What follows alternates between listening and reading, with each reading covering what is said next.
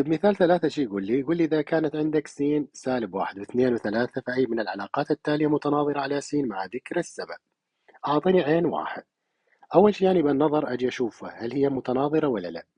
عندي سالب 1 و2 موجودة، أروح أشوف 2 فاصلة سالب 1 موجودة 2.3 موجودة، أروح أدور 3.2 موجودة وخلصت، معناته متناظرة.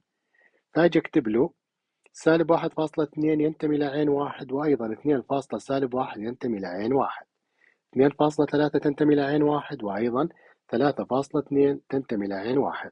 إذا عين واحد علاقة متناظرة، لأن لكل ألف فاصلة باء ينتمي إلى عين واحد، فإن باء فاصلة ألف ينتمي لعين واحد. ننتقل للعلاقة الثانية.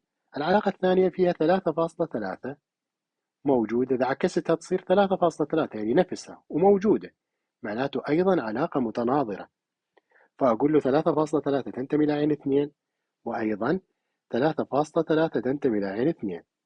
إذا عين 2 علاقة متناظرة، لأن لكل ألف فاصلة باء ينتمي لعين 2 فإن باء فاصلة ألف ينتمي إلى عين 2. تعالوا نشوف عين 3. عين 3 أول شيء شوفها بالنظر، سالب 1.3 موجود، أدور المعكوس لما يجي أقلبهن 3 فاصلة سالب 1 موجود، 2.3 موجودة، ولكن 3.2 مهي موجودة، معناته هاي ليست متناظرة. فأجي فورا شنو أقول له؟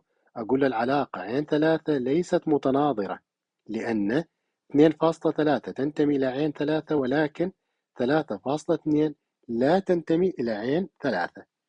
معناته أول شيء اختبرها بالنظر. فرضا لقيت 10 كلهن موجودات بس واحدة مي موجودة، خلاص ليست متناظرة، وما يلزم أكتب ال10، أكتب بس اللي ما حققت الشرط، يعني لما جيت عكستها ما لقيت معكوسة.